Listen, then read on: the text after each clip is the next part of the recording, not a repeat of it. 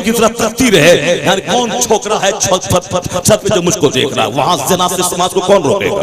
वहां तो इधर भी आग लगी उधर भी आग लगी, 1 मिनट की तन्हाई हुई, बस फौरन वहां जो होना था 5 साल के बाद जो सब पहले होता था वो 5 मिनट के वक्फे में सारा काम हो जाता है। यानी इज्जत व आबरू लूट जाती है और आदमी आखिरी चरम सीमा पे पहुंच जाता है, इसलिए कि आग लगी है, चुस्त लिबास में आग लगाया है। यह सिर्फ शर्म व हया के लूट जाने की वजह से, वरना मोटा तो पट्टा रखने को इस्लाम ने इसलिए दिया है ताकि औरतें पर्दे में रहें, उनकी इज्जत की सुरक्षा हो, उसकी हिफाजत हो। इस्लाम के कानून को तोड़ने वाली दुनिया ये कभी सुकून का मुंह नहीं देख पाएगी। लगी है आग अमेरिका में, लगी है आग न्यूजीलैंड में, लगी है आग हिंदुस्तान में। गाहे बगाहे हिंदुस्तान के सरबराहान ये लोग कहते हैं कि आखिर इस रेप को रोका कैसे जाए। यहाँ जहाँ हॉस्टल है, गर्ल्स हॉस्टल है, वो रेप का अड्डा है। जहाँ शेल्टर पनाहगाह है मुजफ्फरपुर में, उस पनाहगाह में जहाँ हिंदू बेटियां रहती थी उनके साथ हिंदू लोगों ने रेप किया और पूरा हिंदुस्तान का सर शर्म से नीचा हो गया, सारी दुनिया में थू-थू हुई। यानी इस तरह की घटनाएं हो रही है, यानी किसी से नेता का संबंध है, किसी से किसी पुलिस वाले का संबंध है, यानी जहाँ जिससे फरियाद करने बेटियां जाए वही उसको रेप करने लगता है। यह सिर्फ इसलिए है कि शर्म गैरत और हया सबका जनाजा उड़ गया। ऐ नई तहजीब तेरे सर ही इसका खून है, यानी बेहयाई की वजह से दिन देखने को मिले हैं। एक कानून पर्दा है इस्लाम का, मैं कहता हूं अगर उसे नाफिज कर दिया जाए, जिसे बोझ समझा जाता है, बोझ नहीं, वह समाज को बचाने वाली चीज है, औरतों को सम्मान और इज्जत देने वाली चीज है। यानी जब उस कानून पर्दा को नाफिज कर दिया जाए, न पुलिस रहे न फोर्स, सिर्फ इसी एक कानून के नफाज की वजह से 80% ज़िना के वारदात दुनिया से कम होते नजर आएंगे।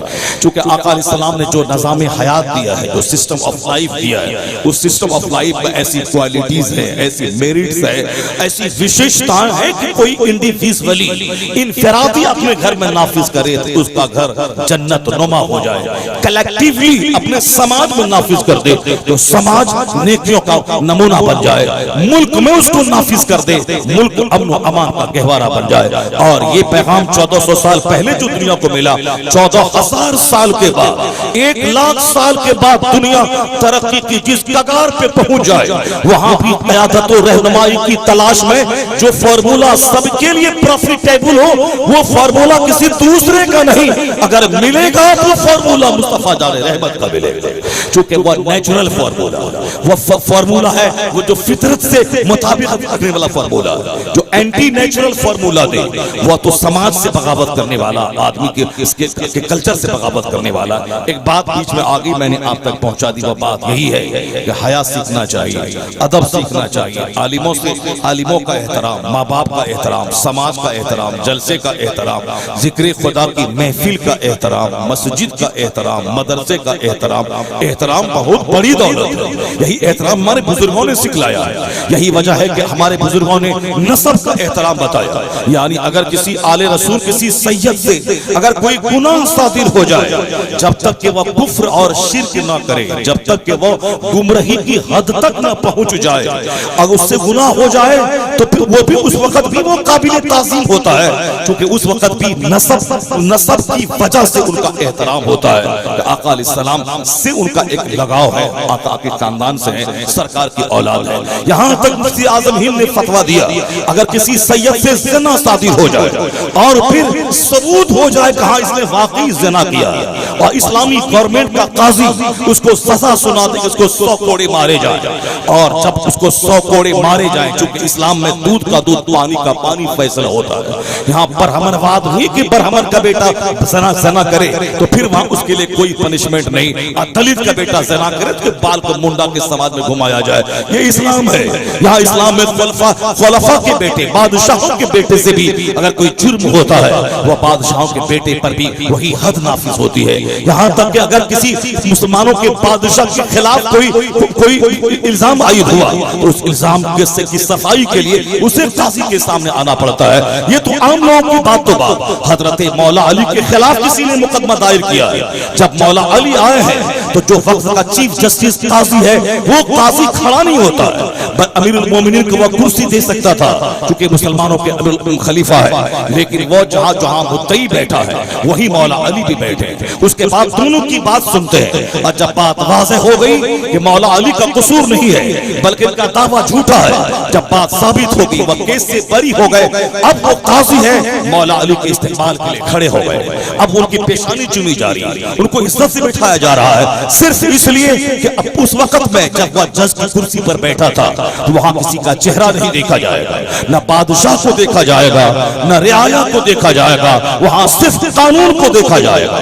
वो तो दूसरों का अपना बनाया हुआ खुद साख्ता ज़ाब्ता है कि हाकिम काजी को जज को वो अपने अधीन रखता है। वो जज कोर्ट का जज वो हाकिम के इशारों का मोहताज रहता है। हाकिम जैसा इशारा करे वैसा ही वो फतवा वैसा ही वो अहकाम सादिर फरमाता है। ये दुनियादारों के कोर्ट में ऐसा होता है जहां वजीर आजम का चलता है, जहां हाकिम का चलता है। इस्लामी अदालत में यहाँ दूध का दूध पानी का पानी फैसला होता है। और यही है जो 1400 साल में इस्लाम का तुर्रे इम्तियाज रहा है। यही ज़ाब्ता है जिसकी वजह से इस्लाम हर दौर में आजमाइशों में रहा। मगर कोई बता तो दे, यजीदी फितना से बड़ा आज का फितना है क्या? तातारी फितना से बड़ा आज का ये फितना है क्या? जहां के इमाम अहमद बिन हंबल को कोड़े लगाए गए, उससे बड़ा फितना आज का फितना है क्या? इमाम शाफी को जहां कैद करके गिरफ्तार करके उनको लाया गया, उससे बड़ा फितना है ये क्या? इमाम आजम जैसे बुजुर्ग जिनका मानने वाला आज करोड़ों की तादाद में मौजूद है, मुझ जैसा 80 करोड़ आदमी इमाम आजम का फॉलोवर कमोबेश दुनिया भर में, उस इमाम आजम को कैद खाने में डाल दिया गया, उस कैद खाने को जहर दे दिया गया, उसी हालत में आप जेल में शहीद हो गए। आज हमको जेल की बात आती है तो मेरा परिवार घबरा जाता है, मेरे सारे लोग परेशान हो जाते हैं। इमाम आजम के कदमों के नीचे जो धूल है उस धूल का करोड़ों हिस्सा कर दिया जाए, फिर भी मुझ जैसा आदमी उसकी अजमत को नहीं पहुंच पाएगा। इतने बड़े इमाम और कोई गैर मुस्लिम ने नहीं, कोई हिंदू ने नहीं, सल्तनत मुसलमानों की है। मुसलमानों ने अपने इस इतने बड़े इमाम को जेल में डाल दिया, और फिर वहीं उससे भी बर्दाश्त नहीं हुआ, जेल में जहर दे दिया गया और जेल ही में हालत कैद में आपने शहादत की मौत पाई। इमाम आजम के साथ ये सुलूक हुआ। इमाम अहमद बिन हंबल को कोड़े मारे गए, इमाम शाफी को गिरफ्तार करके हाथ और पांव में जंजीर लगा के, जिस इमाम शाफी का मानने वाला आज की तारीख में 1300 साल के बाद भी उनके मानने वाले कमोबेश कम से कम 25 से लेकर 40 करोड़ मुसलमान इमाम शाफी के फॉलोवर है, जो कि सबसे ज्यादा फॉलोवर इमाम आजम के हैं। उसके बाद दूसरे नंबर पे जो दुनिया में फॉलोवर है इमाम शाफी के। इमाम शाफी को हाथ और पांव में बेड़ियों से जकड़ दिया गया और फिर कहां से उसे मिस्र से बगदाद या बगदाद से मिस्र ले जाया गया। यानी ये सारी सजाएं हमारे औलिया हमारे बुजुर्गान दीन को दी गई, उन्होंने सब्र के साथ झेला। उससे बड़ा फितना ये है क्या? कोई फितना नहीं। 1400 साल के अंदर इस्लाम आजमाइशों से गुजरता रहा। हाँ, हमको खतरा इसलिए लगता है क्योंकि हमको बीवी की मोहब्बत, बेटों की मोहब्बत, मकान की मोहब्बत, हमें हमें अपने घर की मोहब्बत, इस्लाम की मोहब्बत में वतन छोड़ देना, औलाद को लेकर मैदान जंग में चला जाना। वो औरत थी जो मदीना की खातून जिसके 4 जवान बेटे शहीद हो गए, उनका अपना शौहर शहीद हो गया, मगर चेहरे पे मलाल नहीं। बताओ मुस्तफा कैसे? जब कहा गया कि सरकार सही सालिम है, उसके जिगर को आप 1 करोड़ टुकड़ा कर दें फिर भी हमारा जिगर नहीं बनेगा। हमारा एक बेटा मरता है तो सीना भी पीटते हैं, अस्तर के बाल भी नोचते हैं, और सारा इस्लाम ताक पे छोड़ करके और आम इंसानों जैसी कुछ ही हरकतें करने लगते हैं। फिर 2-4 दिन के बाद जब सब्र होता है तब माफी मांगते हैं, ऐसा नहीं करना चाहिए। वरना वो औरत थी, 4 जवान बेटे शहीद हो गए, मगर वो क्या कहती है? कुल्लु मुसीबतिन बादका जलल या रसूल अल्लाह। सरकार आप सही सालिम है, ये सारी मुसीबतें हेज है, आप सही सालिम है, मेरी सारी कायनात सही सालिम है। यानी शौहर शहीद हो गए, कोई मलाल नहीं, पूरा बदन हाथ नोचता है, सर खुजलाता है। जब सुनने में नहीं लगा तो सर खुजलाएगा ही, मुंह हाथ नोचेगा, क्योंकि कॉमेडी सुनना है, कहानी सुनना है, उसको लतीफा सुनना है, उसको नात शरीफ सुनना, तकवाली सुनना है। जब हदीस कुरान की बात आएगी तो सर नोचेगा, चेहरा खुजलाएगा, बदन हाथ नोचेगा और महफिल से भागेगा। सुनो गौर से, इस्लाम ये है, हमारे घर में एक मैयत होती है तो हम सर के बाल नोचते, अपना बदन हाथ नोचते, और 4 जवान बेटे शहीद हो गए। तो बड़ा शौहर शहीद हो गया। सिर्फ कहानी सुनने में अच्छी लगती है, मगर कभी आंख बंद करके अपने किरदार का जायजा हम नहीं लेते हैं। मस्जिदें वीरान हो गई हैं, अब कहते हैं इससे बड़ी मुसीबत क्या आएगी। अल्लाह की कसम, ये कोई मुसीबत नहीं जो हिंदुस्तान में अभी हो रहा, कुछ भी नहीं है।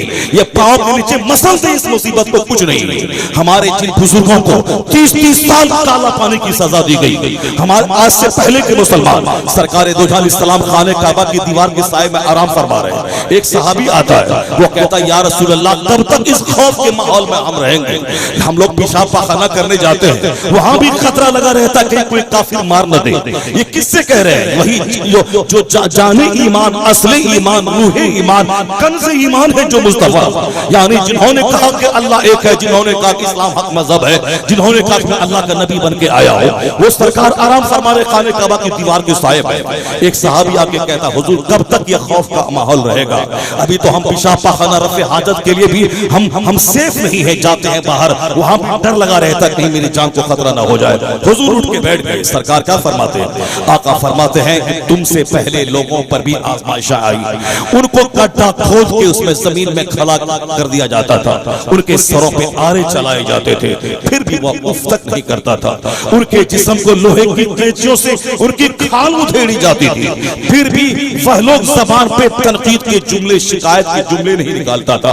हुजूर ने ये कहा, उसके बाद सरकार फरमाते हैं, चंद दिन सब्र कर ले, एक वक्त ऐसा आने वाला है कि आका फरमाते हैं, एक औरत इराक से चलती तन्हा आएगी, खाने काबा का तवाफ करके लौट जाएगी, कोई पूछने वाला ना होगा कि तू कौन है, कहां से आई है। हजरत अदी बिन हातिम है, यानी हातिम ताई का लड़का, वह सरकार दो जहां के पास आए, वह ईसाई थे, मजहबन ईसाई। आका अलैहिस्सलाम के पास आए, सरकार मस्जिद से उठने के बाद हुजरे शरीफ की तरफ जा रहे हैं। वो हातिम ताई का बेटा, जिनकी सखावत मशहूर है, वो सिर्फ ये जांचने आए थे, देखें ये कोई दुनियादार किस्म के बादशाह है, ये बादशाह बनना चाहते हैं या वाकई अल्लाह के पैगंबर है, बादशाहों जैसी क्वालिटीज के अंदर मौजूद है, या फिर ये पैगंबर है अल्लाह के। वो चूंकि मजहबन ईसाई था, वो आजमाने के लिए आया। आका अलैहिस्सलाम मस्जिद से उठे, हुजरे की तरफ जाने लगे। जनाब रास्ते में एक औरत ने आपका रास्ता रोक दिया। आका अलैहिस्सलाम उनसे बात करने लगे, बहुत देर तक बात करते रहे। उनकी हाजत रवाई आपने फरमाई जो वह चाह रही थी। सरकार अपने हुजरे की तरफ गए। अदी कहने लगे कि लगता है कि ये बादशाहों का ये मजाज नहीं है, बादशाहों का मजाज है कि जब अपनी महफिल से उठता है वो रास्ते में किसी से बात नहीं करता, शहाना तरुफर के साथ वो अपने हुजरे में जाता है। मगर एक मामूली सी औरत मदीने की इनका रास्ता रोक लिया है और इनसे फरियाद कर रही है, ये उनकी खातिर खड़े हो गए। अब यहाँ से उनकी फिक्र की दीवारें टूट रही है। अब आका अलैहिस्सलाम की सच्चाई की किरण उनके सीने में आ रही है। आका ने कहा, अदी मेरे साथ आओ। सरकार के साथ वो गए, हुजूर के हुजरे में वो बैठ गए। सरकार तशरीफ फरमा हुए, आपने कहा कि बैठ जाओ। हुजरे में क्या था? दोनों जहान के मालिक को मुख्तार मुस्तफा है। आका अलैहिस्सलाम के हुजरे में एक खजूर की छाल भरी, खजूर की छाल से भरा हुआ एक तकिया था, जो छोटा सा गद्दे की सूरत में। आपने कहा इस पे बैठ जाओ अदी। अदी कहते नहीं हुजूर आप बैठे, मैं नहीं बैठूंगा। सरकार कहते तुम बैठ जाओ, मगर इनकार किया, हुजूर हम नहीं, आप बैठ जाए। आप बैठे। हुजूर कहा कि मैं कहता हूं तुम इस पर बैठो। अदी बिन हातिम मुसलमान नहीं हुआ था उस वक्त, वो क्रिश्चियन ईसाई था। उनके बाप की सखावत की वजह से, जिनकी सखावत का चर्चा था, वो सरकार उनको इज्जत दे रहे थे। आए, सरकार हर मेहमान को इज्जत दिया करते थे। आप उनको बैठाते हैं गद्दे पर, खुद हुजूर मिट्टी पर बैठ गए। अल्लाह समद हदीस के अल्फाज मुलाजा करें कि सरकार जमीन पर बैठ गए और अदी बिन हातिम उस गद्दे पर बैठ गए। अब सरकार से गुफ्तगू होने लगी, अदी सवाल करने लगे। आका अलैहिस्सलाम उनके सवाल से पहले आप उनसे बात करना शुरू करते हैं। हुजूर कहते हैं, ए अदी कब तक इस्लाम नहीं लाओगे? तो क्या इसी तुम्हारे दिमाग में यह बात चल रही है ना कि जो लोग इस्लाम नहीं लाए वो ताकतवर है, उनके हाथ में इक़्तिदार है, मुसलमान कमजोर लोग हैं? यही ना तुम्हारे दिमाग में परेशानी है? मुसलमान गरीब हैं, खस्ता हाल है, और काफिर कुफार मुशरिकीन मालदार है। यही तुम सोच रहे हो ना? मुसलमान खौफ व हरास के माहौल में रहते हैं और काफिर इन पर जुल्म उठाते हैं, ये लोग मारे जा रहे हैं। यही तुम्हारे दिमाग में बात आती है। मुस्तफा कहते हैं, हे अदी याद रख लेना, एक दिन वो आने वाला है कि एक औरत इराक से चल के तन्हा खाने काबा का तवाफ करने आएगी और तवाफ करके लौट जाएगी, रास्ते में कोई पूछने वाला ना होगा कि तू कौन है, कहां से आई है, तो किस समाज की बात मुस्तफा कर रहे हैं। उसी समाज में जहां सौतेली माताओं से दुर्व्यवहार होता था, उस समाज की बात जिस समाज में पड़ोस की औरतों से ज़िना होता था, यानी जहां दूसरे कमजोर कबीला को लूटना, उनके माल, उनकी बेटियों के ऊपर कब्जा कर लेना, सब खून मारना, माइट इजराइल जिसकी लाठी उसी की भैंस, कमजोर कबीला वाला तबाह रहता था, उस कबीले की बात मुस्तफा कर रहे हैं कि एक जमाना ऐसा आएगा कि एक औरत तन्हा अकेली हीरा से चल के खाने काबा का तवाफ करने आएगी और तवाफ करके लौट जाएगी, कोई पूछने वाला न होगा कि तू कौन है, कहां से आई है। तो हजरत अदी कहते हैं, आका अलैहिस्सलाम ने फिर ये कहा, अदी तुम ये सोचते हो कि मुसलमान गरीब खस्ता हाल है, हुजूर ने कहा कि याद रख लेना एक वक्त वो आएगा, ये यहूद और नसारा के सफेद महलात पर, यानी उनके व्हाइट हाउस पे, जो बसरा और मुल्क शाम के जो यहूद और नसारा के जो मकान है, मुल्क शाम के, रूम के, ये रूम के जो सफेद महल है, जो संगमरमर के मकानात है, जो ये व्हाइट हाउस है इनके, हुजूर ने कहा उन सफेद महलों पे एक दिन मुसलमानों का कब्जा होगा, मुसलमानों की सल्तनत होगी। आका फरमाते हैं तो भाई यही डर लग रहा है, मुसलमान गरीब खस्ता हाल है। आका कहते अदी नोट कर ले, एक दिन वो आएगा कि मुसलमान ज़कात की रकम लेके अपने घर से बाहर निकलेंगे, अब मिस्कीन और फकीर तलाश करेंगे, अब कोई ज़कात की रकम लेने वाला फकीर और मिस्कीन नहीं मिलेगा। हजरत अदी ने फौरन कलमा पढ़ा, ईमान ले आया। ईमान लाने के बाद अब उनका स्टेटमेंट सुनिए। जनाब अदी कहते हैं जो कुछ हुजूर ने 3 बातें कही थी वहां, वह 3 बातों में से 2 को तो मैंने देख लिया। वह कहने लगे वो 3 मैंने देख लिया, ऐसा अमल कायम हुआ, इस कदर ज़िनाकारी से समाज को नफरत हुई, इस कदर ज़िनाकारी दूर हुई, अरब के लोग अब दूर दूर तक शराब का कहीं गुजर नहीं, शराब मिट गई, ज़िनाकारी मिट गई, चोरी डकैती, यहाँ तक कि एक आदमी दूसरों का एक दिरहम चोरी करने वाला, अब करोड़ों का माल पड़ा हुआ है उस अरब के रास्ते में, कोई उसका लेने वाला नहीं है। और फिर उस माल को रक्षक मौजूद हो गए, वालों जो माल के लुटेरा थे वह उस माल के मुहाफिज हो गए, इस माल वाला आएगा, मैं उसके माल को मैं सुरक्षित कर दूं, मैं यहाँ खड़े रहकर उसकी मैं हिफाजत करूं। इसीलिए तो शायर कहता है खुद मते जो राह पे औरों के हाथी बन गए, क्या नजर थी जिसने मुर्दों को मसीहा कर दिया। जो किरदार के एतबार से मुर्दा थे, कल्चर के एतबार से मुर्दा थे, ये इनकलाब कहां से आया, ये क्रांति किसने पैदा कर दी, ये सोच किसने बदल दी कि जो बेहया थे बाहया हो गए, जो चोर डकैत थे वह दूसरों के माल के मुहाफिज और प्रोटेक्टर हो गए, जो दूसरों के कबीले को लूटने वाले थे वह उन कबीले की बेसहारा बेटियों के मुहाफिज बन गए, जो अपनी सौतेली माताओं से दुर्व्यवहार करने वाले थे।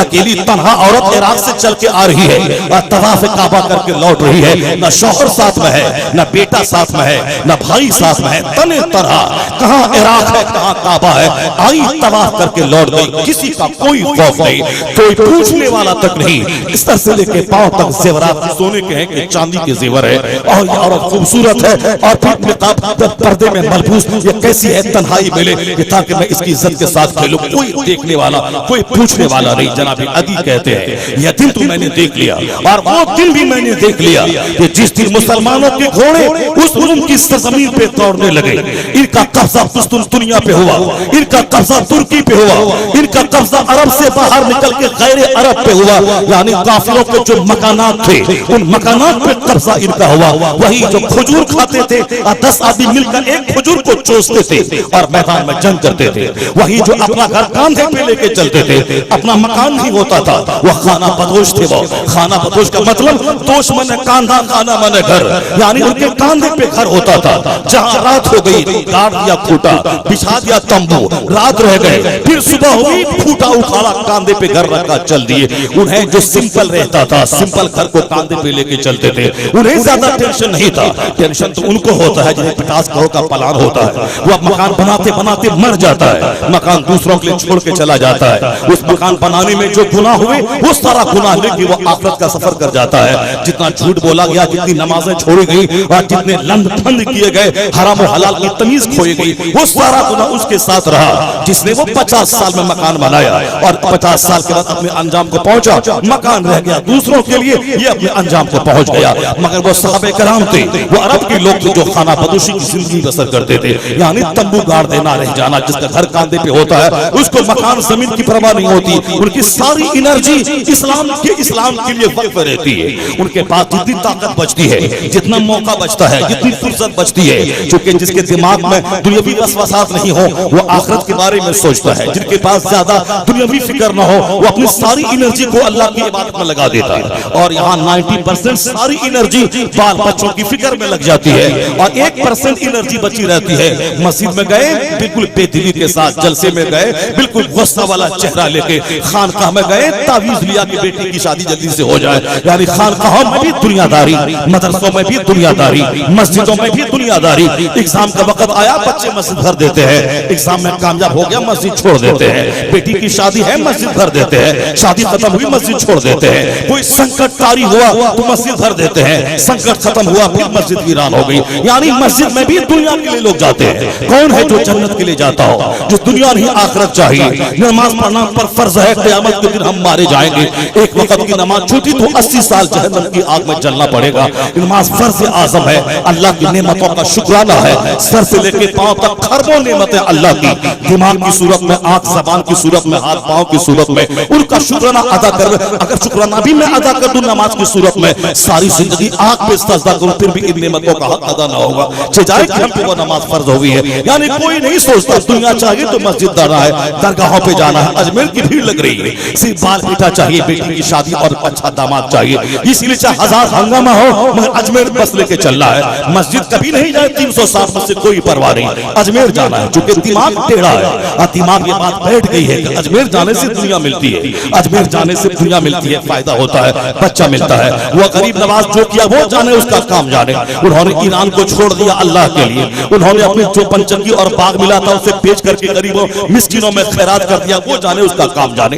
वो 15-20 साल तक आलिमों के सामने जाकर आलिम, फाजिल, मुफ्ती, हाफिज, कारी सब बने, चूंकि जो पहले इल्म हासिल नहीं करता वह मस्खरे शैतान होता है। इसलिए वली बनने की पहली शर्त है आलिम होना। वह इल्म हासिल करके 10-20 साल तक इल्म हासिल किए, बल्ख, समरकंद और बुखारा घूमते रहे। इल्म, आलिम, फाजिल, मुफ्ती बनने के बाद अब उन्होंने किताबों में इल्म पढ़ा है, अब इस्लाम को प्रैक्टिकल में समझने के लिए अल्लाह वालों की सोहबत में रहे, मुर्शिद की तलाश में रहे। 20-30 साल तक उस्मान हारूनी का बिस्तर ढोया, सफर में, हजर में खिदमत की, पानी गर्म करके दिया, खाना दिया, उनकी चप्पल, उनके जूते को ढोते रहे। कौन? आलिम, फाजिल, मुफ्ती, हाफिज, कारी बनने के बाद, क्योंकि सिर्फ किताबों से जो इल्म मिलता है वह तो एक इल्म है जो उसे मिला, अब उसको प्रैक्टिकल में जो किसी साहिबे दिल दुर्वेश के पास रह के उसी पढ़े हुए को प्रैक्टिकल सूरत में देखता है, फिर वह मजबूत होता है, रूहानियत का ताजदार होता है। जो सिर्फ किताब पढ़ करके आ जाए उनकी गुफ्तगू से फितना होगा, उनके कलम से फितना पैदा होगा, वही किताब का इल्म उसके घमंड और गुरूर बढ़ाने का जरिया बन जाएगा।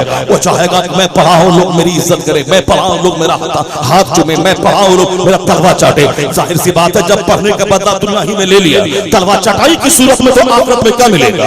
वो बुखारी और मुस्लिम की वो हदीस जिसको अबू हुरैरा, जिसको हज़रत अमीर मुआविया सुनते थे तो रोते थे, जिनकी दाढ़ी भीग जाती थी आंसुओं से। उस हदीस में एक जुमला ही है, क़यामत के दिन सबसे पहला शख्स जो अल्लाह के हुजूर लाया जाएगा वो होगा वो शख्स जो जवान होगा और अल्लाह की राह में मैदान जंग में जो शहीद हो गया होगा। अल्लाह फरमाएगा मैंने तुमको जवानी दी, तुमने क्या किया? वह बोलेगा कातल तो फीका हत्ता तुशहिद, तो मैंने तेरी राह में जंग की, यहाँ तक कि मैं कत्ल कर दिया गया, तेरे नाम पे मैं शहीद हो गया, गर्दन कटा दी। सबसे ज्यादा महबूब चीज तो गर्दन होती है, मैंने गर्दन ही कटा दी तेरे नाम पे, तो और क्या रह जाएगा? अल्लाह फरमाएगा तू झूठा है, तूने इसलिए गर्दन कटाई ताकि लोग कहें कि ये बहुत बड़ा बहादुर है, ये बहुत बड़ा बहादुर है, ये बहुत बड़ा जरी है, तो दुनिया में कहला गए बहादुर, तेरा चर्चा हो गया क्योंकि तूने मेरे लिए गर्दन नहीं कटाई थी। तो अल्लाह को खुश करें, अल्लाह को राजी करें, दुनिया में चर्चा हो ना हो, अल्लाह रब मेरा राजी रहे, मेरे लिए तुमने गर्दन नहीं कटाई थी। फिर हुक्म होगा मुंह के बल घसीट कर उसे जहन्नम की आग में डाला जाएगा। किसे? वह जो कहता था कि कातल तो फी का हत्ता तुशहिद, तो मैंने तेरी राह में जंग की, यहाँ तक मैं शहीद कर दिया गया, उसे सिर्फ नीयत बहकने की वजह से। अब जरा गौर करें कि तू दूसरा शख्स लाया जाएगा जो हर तरह के माल से मदरसा मस्जिद यहाँ वहाँ मार्बल टाइल सब खर्च किया होगा, हजारों कंबल बांटे होंगे, 1000 आदमी को इफ्तार करवाया होगा, जलसे में 2-2 लाख रुपए चंदा दिया होगा। अल्लाह फरमाएगा मैंने तुझको दौलत दी, तेरे पड़ोसी को मैंने गरीब रखा, मैंने तुझको दौलतें दी, तुमने क्या क्या उसके बदले में? वो शख्स कहेगा मा तरक तो सबीलन, मैंने कोई रास्ता नहीं छोड़ा इल्ला मगर ये कि मैंने उस रास्ते में खर्च किया, मस्जिद में, मदरसा में, जलसा में, जुलूस में, मुहर्रम का खिचड़ा में, 12वीं के झंडे में, मैंने हर रास्ते में खर्च किया, रमजान में इफ्तार कराने में। अल्लाह फरमाएगा तू झूठ बोलता है, इसलिए झूठ बोलता है कि तुमने सारी चीजें इसलिए की थी ताकि दुनिया में तेरी सखावत का चर्चा हो जाए, लोग जान ले कि बड़ा दानी है, बड़ा सखी है, बड़ा जवाद है। फकद कील तो कहला गए दुनिया में, चर्चा हो गया दुनिया में, तुम्हारा चर्चा भी हो गया, नाम भी हो गया कि हम ज़कात उस मदरसे में देंगे जहां हम जाएं तो सबसे लपक के मेरा इस्तकबाल करे, कुर्सी पर बैठाए। और एक बार गए किसी ने बैठने नहीं कहा, अब नहीं देंगे उस मदरसे में ज़कात, अब ज़कात दूसरे मदरसे में देंगे, ज़कात निकालनी है कहीं भी दे देंगे। इसका मतलब वहां देंगे जहां तलवा चटाई होगी, वहां देंगे जहां मेरी इज्जत अफजाई होगी, जहां मुझको जन्नत कौन देखा है मिलेगी कि नहीं मिलेगी। यहाँ मैंने 1 लाख रुपए खर्च किया, उसके बदले में सम्मान मिलना चाहिए, कुर्सी मिलनी चाहिए, साफ शानदार किस्म की मिठाई आनी चाहिए। अब ये नियतों से जो भी ज़कात देगा वही माल उसके लिए पास से सवाल होगा। अल्लाह फरमाएगा इसे मुंह के बल घसीट कर जहन्नम की आग में डाल दो, बदला तलाश कर उससे जिसको खुश करने के लिए तुमने दुनिया में दिया था, मेरे लिए नहीं दिया था, इसलिए आज यहाँ कोई हिस्सा मेरे पास नहीं है। उसी हालत में उसे मुंह के बल घसीट कर जहन्नम में डाला जाएगा। ये बताएं दान भी किया, खूब खैरात भी किया, मस्जिद भी बनाई और साहब 1,000 आदमी को इफ्तार भी करवाया, जहन्नम की आग में गए सिर्फ एक खोपड़ी की वजह से। नियत बहकी, चर्चा होना चाहिए। यहाँ हालात इतने खराब हुए साहब, अब मैंने पिछले साल रमजान में देखा खाने काबा में एक पीर साहब तवाफ कर रहे हैं, मुरीद उनका वीडियो बना रहा है, यानी वीडियो बना रहा है उसको व्हाट्सएप पे डाल देगा। यहाँ अभी देखे होंगे अभी कुछ दिन पहले एक आदमी कंबल बांट रहा है, किसी गरीब को दे रहा है, एक पीर साहब भी पकड़े हुए, एक मौलाना साहब भी पकड़े हुए और एक नेता पकड़ा हुआ और कोई समाजी वर्कर पकड़ा हुआ है। एक कंबल को बांटने में 5 आदमी पकड़ा हुआ है। अब उसकी वीडियो बन रही है, उसको व्हाट्सएप पे डाल दिया जाए, यानी 5 पैसा खर्च करो ताकि 5 करोड़ आदमी के पास चर्चा पहुंच जाए। उन्होंने कंबल बांटा है, यानी पहले क्या कहता था, करोड़ों रुपए खर्च किया, नेकी कर दरिया में डाल, भूल जाओ उस नेकी को और जिंदगी भर अल्लाह से खौफ खाता रहा, इलाही तो अपने कर्म से मेरी उस नेकी को कबूल कर लेना। 50 हज करने वाला रोता था रात के आखिरी पहर में, इलाही मेरे जिम्मे था, मैं गया मक्का मदीना आया, तवाफ किया, आ गया, इलाही अपने फजल से तू कबूल फरमा ले। 50 करोड़ की जमीन वक्फ करने वाला जो मस्जिद में 100 बीघा जमीन वक्फ करता था, आज तो 1 कट्ठा जमीन कोई वक्फ करने वाला नहीं। और अगर कोई वक्फ भी किया हो पहले, उस जमीन को तलाश करके उनका बेटा उसको खोज करके उसको खाने वाला बेटा, वो क्या वक्फ करेगा 1 एकड़ जमीन, 100 बीघा जमीन जो मस्जिदों में वक्फ करता था, खानकाहों में वक्फ करता था, वो वक्फ करने वाला वो किस कदर दानी होगा जो 100 एकड़ जमीन वक्फ कर दे, एक एकड़ नहीं 100 एकड़ जमीन वक्फ कर दे। वो वक्फ करने के बावजूद ये कहता रहता था, इमाम साहब दुआ कीजिएगा, मैंने जमीन तो दे दी, अगर अल्लाह ने कबूल नहीं किया तो क़यामत के दिन वो रुसवाई होगी कि सारा इलाका जानेगा। वह रात के आखिरी पहर में रोता था, इस्तिग़फ़ार करता था, जिसकी तारीफ कुरान पाक में आई है, वल मुस्तग़फ़िरीन बिल असहार, यानी रात के आखिरी पहर में इस्तिग़फ़ार करने वाले, व यस्तग़फ़िरून बिल असहार, यानी रात के आखिरी पहर में वह लोग इस्तिग़फ़ार करते हैं। अल्लाह वाले नेक बंदों की पहचान है। इसी को डॉक्टर इकबाल ने कहा, अत्तार हो, रूमी हो, राज़ी हो, गज़ाली, कुछ हाथ नहीं आता बे आहे सहरगाही, ना कोई राज़ी बनेगा, ना कोई गज़ाली, ना कोई अत्तार, ना कोई रूमी, जब तक कि वह रात के आखिरी पहर में रोए नहीं, आंसू नहीं बहाए, अल्लाह के हुजूर गिड़गिड़ाए नहीं, अल्लाह के हुजूर आंसू नहीं बहाए, इस्तिग़फ़ार ना करे, उस वक्त तक कोई वली नहीं बनेगा।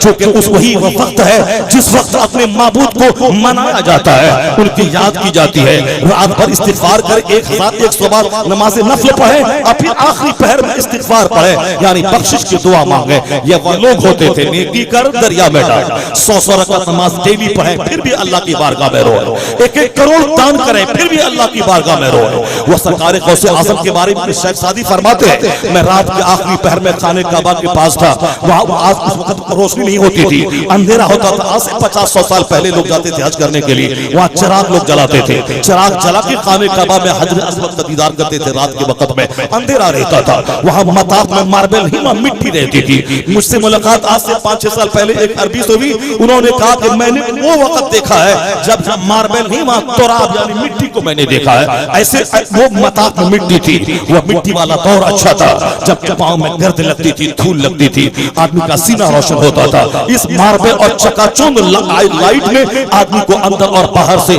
ऐसा बना दिया है कि अब वो सिर्फ लाइट को ही देखता है, सीना उसका तारीक और अंधा रहे। वहां से लौटने के बाद पक्का दुनियादार पहला हरीस हो जाए, उसकी कोई परवाह नहीं। जबकि खाने काबा से लौटने के बाद आदमी की दुनिया बदल जाती है, सोच बदल जाती है। सिर्फ नेकी कर, लोगों पे शोहरत हासिल कर, नेकी कर दरिया में डाल, और आज नेकी कर व्हाट्सएप पे डाल, नेकी कर व्हाट्सएप पे डाल, कुछ भी हो व्हाट्सएप पे डाल, यानी व्हाट्सएप पे डाल, एक गिलास पानी पिया व्हाट्सएप पे डाल, पीर साहब की खिदमत का दस्तरखान बचा व्हाट्सएप पे डाल। यही वजह है कि जहन्नमियों की तादाद बढ़ती जा रही है।